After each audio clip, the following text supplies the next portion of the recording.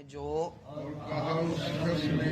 آمنا ایمان لایا تھا یا قومی اے میری قوم اتبعونی تم میری پیروی کرو اہدکم میں تمہیں بتلاؤں گا سبیل الرشاد سیدھا بھلائی کا رستہ یا قومی اے میری قوم انما بات یہ ہے کہ ہذہ یہ الحیات الدنیا دنیا کی زندگی متاع تھوڑا سا فائدہ ہے وَإِنَّ الْآخِرَةَ اور بے شک آخرت ہیا دار القرار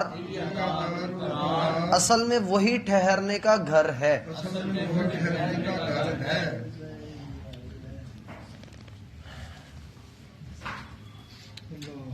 پچھلے رکوع کے آغاز میں ہمارے سامنے یہ آیت آئی تھی کہ ایک آدمی فرعون کے دربار میں سے اٹھا اور اس نے موسیٰ علیہ السلام کی حمایت میں کچھ باتیں کہیں۔ پچھلی آیت کو نکال کر بلکہ پچھلی 2 آیات کے علاوہ جتنا بھی رکوع ہے اس میں کل 10 آیات تھیں، 8 آیات اس مرد مومن کا کلام رہی۔ اب درمیان میں کچھ آیات آئی تھیں جن کے بارے میں فرعون کا جواب تھا کہ فرعون نے اپنے وزیر حامان سے کہا کہ تم میرے لیے ایک بلند عمارت بناؤ کہ میں اس پر چڑھ کر موسیٰ علیہ السلام کے رب کو دیکھوں۔ اب 5ویں رکوع سے غور کیجئے کہ پھر اسی مرد مومن کے کلام کو ہی ذکر کیا جا رہا ہے۔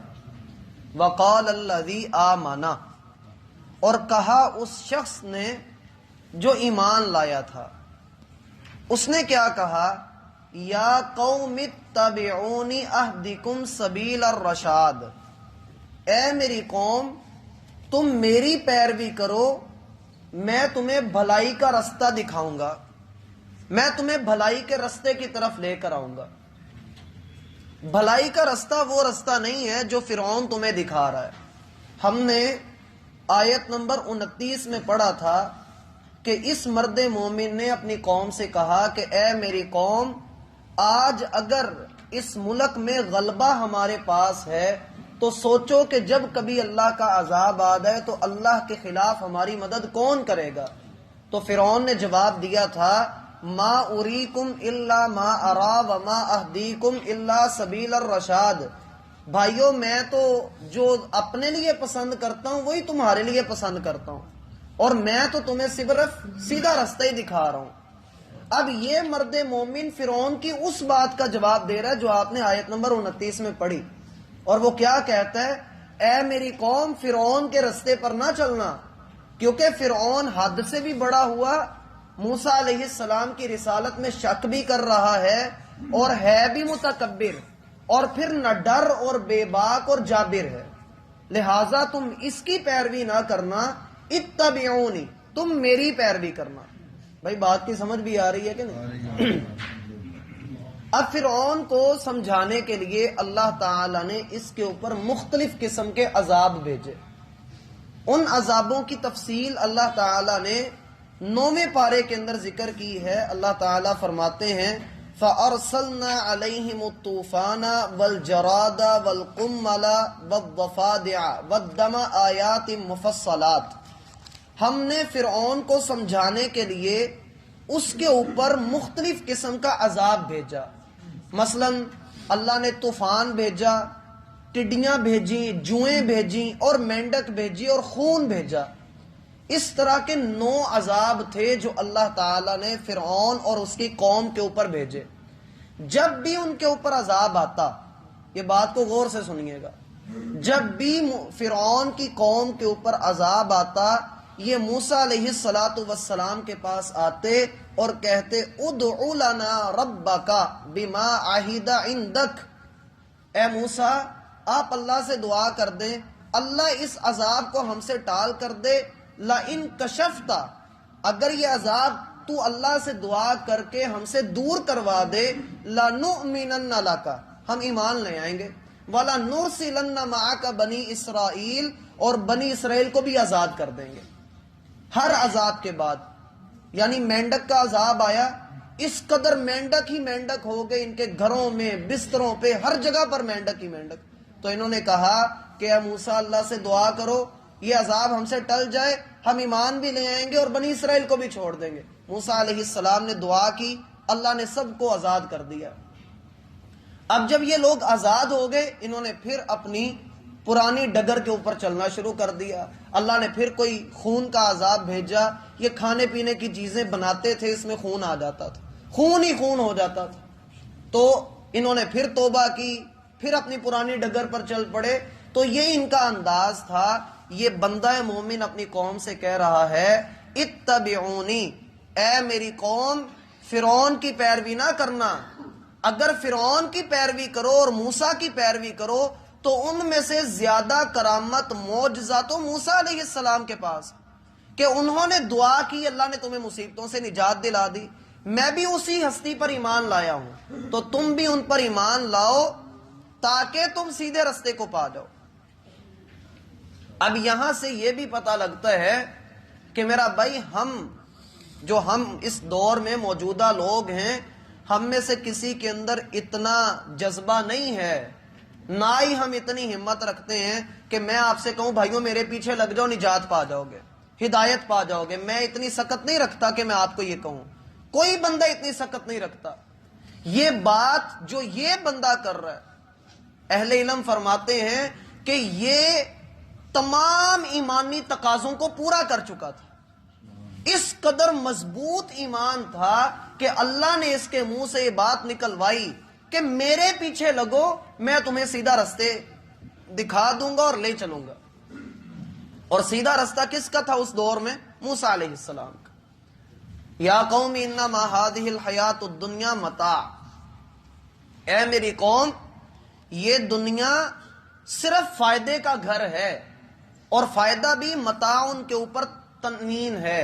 تنوین تو جانتے ہیں نا آپ، تنوین کسے کہتے ہیں؟ دو زبر دو زیر دو پیش کو تنوین کسے کہتے ہیں؟ بھائی آپ درس سننے نہیں آتے، یہ بھی ذہن میں، آپ کلاس پڑھنے آتے ہیں، درس سننے نہیں آتے تو کلاس کا حساب رکھیں۔ پھر متاع کے اوپر جو تنوین ہے، تنوین کسے کہتے ہیں؟ دو زبر دو زیر دو پیش، تینوں کو اس کو تنوین کہتے ہیں۔ تنوین نکرہ کا معنی دیتی ہے۔ نکرہ کسے کہتے ہیں؟ عام شخص، عام چیز، عام جگہ۔ اردو میں یہی تعریف ہے نا اس کی، نکرہ کی، عام شخص، عام چیز، عام جگہ۔ تو متاع عربی میں نکرہ ہے، اس کا معنی ہم یہ کریں گے بہت تھوڑا سا فائدہ، صرف تھوڑا فائدہ نہیں، بہت تھوڑا سا فائدہ، کہ میری قوم کے لوگوں بات یہ ہے کہ یہ دنیا کی زندگی تو بہت ہی تھوڑا فائدہ ہے، اس دنیا کا آخرت کے مقابلے میں کچھ بھی نہیں ہے۔ اور یاد رہے کہ آپ سوچئے کہ اللہ تعالیٰ نے اس دنیا میں ہمیں کتنی نعمتیں عطا کی، اتنی نعمتیں اللہ نے عطا کی ہیں کہ اللہ خود قرآن میں فرماتا ہے کہ اگر تم ان نعمتوں کو شمار کرو تو شمار نہیں کر سکتے۔ تو سوچئے کہ آخرت میں اللہ نے پھر کیا تیار کیا ہوگا۔ اگر دنیا میں اتنا کچھ اس رب نے دیا ہے تو آخرت میں تو کیا کچھ ہوگا۔ اسی لیے تو کہا کہ ما لا عین رأت، میں نے اپنے بندوں کے لیے ایسی جنت تیار کی ہے جسے کسی آنکھ نے دیکھا نہیں ہے، ولا اذن سمعت، کسی کان نے سنا نہیں ہے، ولا خطر علی قلب بشر، اور کسی دل میں ویسا تصور نہیں آ سکتا کہ وہ جنت کیسی ہوگی، اللہ ہی جانتا ہے وہ کیسی جنت ہوگی۔ اور فرمایا کہ یا قوم انما هذه الحیات الدنیا متاع، اے میری قوم یہ دنیا تو تھوڑے سے فائدے کا گھر ہے۔ عبداللہ بن مسعود رضی اللہ عنہ بیان کرتے ہیں کہ ایک دفعہ میں نے نبی صلی اللہ علیہ وآلہ وسلم کو دیکھا نام علی الحصیر، آپ ایک ایسی چٹائی کے اوپر لیٹے ہوئے تھے جو کھجور کے شاخوں سے بنائی گئی تھی. کھجور کی جو صفیں آپ بھی دیکھتے ہیں اس طرح کی کوئی چٹائی تھی، اس کے اوپر نبی علیہ الصلوۃ والسلام لیٹے ہوئے تھے. تو آپ کے جسم مبارک پر اس چٹائی کے نشان پڑ گئے. تو آپ علیہ الصلوۃ والسلام سے کہا گیا اے اللہ کے رسول کیوں نہ ہم آپ کے لیے ایک نرم گدا بنوا دیں، آپ اس کے اوپر آرام کر لیا کریں. تو آپ علیہ الصلوۃ والسلام نے فرمایا مالی ولد دنیا، مالی ولد دنیا، میرا اور دنیا کا آپس میں کیا تعلق، میں کیوں دنیا داری میں پڑھوں. میری حالت، میری مثال دنیا کے ساتھ اسی طرح کی ہے کراکب استظل تحت الشجرہ ثم راح وترکہا، کہ میری مثال ایسی ہے جیسے ایک مسافر کسی درخت کے نیچے آرام کرتا ہے اور پھر درخت کو چھوڑ کر آگے بڑھ جاتا ہے، وہ اس درخت کے ساتھ دل نہیں لگا لیتا. تو میری اس دنیا کے ساتھ مثال ایک مسافر کی طرح ہے. کن فی الدنیا کانک غریب. اور پھر نصیحت فرمائی آپ علیہ الصلوۃ والسلام نے کہ تم بھی دنیا میں ایک مسافر کی طرح رہو. اور عبداللہ بن عمر رضی اللہ عنہما کہا کرتے تھے اذا اصبحت فلا تنتظر المساء، جب تمہاری صبح ہو جائے، تم صبح بیدار ہو جاؤ تو شام کا انتظار نہ کرو، کیا پتا تمہارا سورج پہلے ڈوب جائے. وَإِذَا أَمْسَيْتَ فَلَا تَنْتَظِرِ الصَّبَاحَ، اور جب تمہیں رات نصیب ہو جائے تو صبح کا انتظار نہ کرو، کیا پتا اللہ کسی کو راتوں رات ہی سلا دے. اس لیے دنیا کے ساتھ دل نہ لگائیے، یہ بڑی خطرناک چیز ہے. ہاں اس کو آپ دین کے لیے اپنی ترتیب یہ رکھ لیجئے کہ دین سب سے پہلے، دنیا اس کے بعد. دین کے مطابق اپنی دنیا کو چلائیے، دنیا کے مطابق دین کو نہ چلائیے، کیونکہ دین میری اور آپ کی مرضی کا نہیں، یہ اللہ کی مرضی کا دین ہے. ہم اس کو اپنی مرضی سے نہیں چلا سکتے، ہم اپنی مرضی سے فتویٰ نہیں دے سکتے کہ یہ بھی جائز ہے، یہ بھی جائز ہے، یہ بھی حلال ہے، یہ بھی حرام ہے، اپنی مرضی سے نہیں. جیسے ایک کشتی ہے، شیخ عبد القادر جیلانی رحمہ اللہ نے اس کی اعلیٰ مثال بیان کی.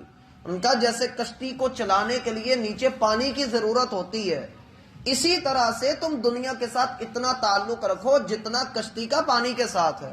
اگر وہ پانی کشتی کے باہر ہے تو کشتی تیرے گی، اگر وہی پانی کشتی کے اندر آ جائے تو کشتی ڈوب جائے گی. تو یہ دنیا تمہارے ظاہر تک رہے، تمہارے اندر نہ داخل ہو جائے. یعنی دنیا اگر تمہاری جیب کے ساتھ تعلق رکھتی ہے تو جیب سے ہوتی ہوئی وہ دل تک نہ چلی جائے، بلکہ وہ جیب تک ہی رہے. اور حسن بصری رحمہ اللہ کہا کرتے تھے کہ میرا اور دنیا کا تعلق کیا ہے کہ میں جیب میں ہاتھ ڈالتا ہوں، جو ہاتھ میں آتا ہے وہ اللہ کے راستے میں دے دیتا ہوں. میرا اور میری دنیا کا تعلق جیب تک ہو، دل تک نہ ہو. فرمایا وَإِنَّ الْآخِرَةَ هِيَ دَارُ الْقَرَارِ، اصل بات یہ ہے کہ ٹھہرنے کی جگہ، رکنے کی جگہ، آرام کرنے کی جگہ، کسی چیز کو ٹھکانہ بنانے کی اگر کوئی جگہ ہے تو وہ آخرت ہے، جہاں ہمیشہ کی زندگی ہے. اس کی مزید تفصیل وہ آگے انشاءاللہ آئے گی. اور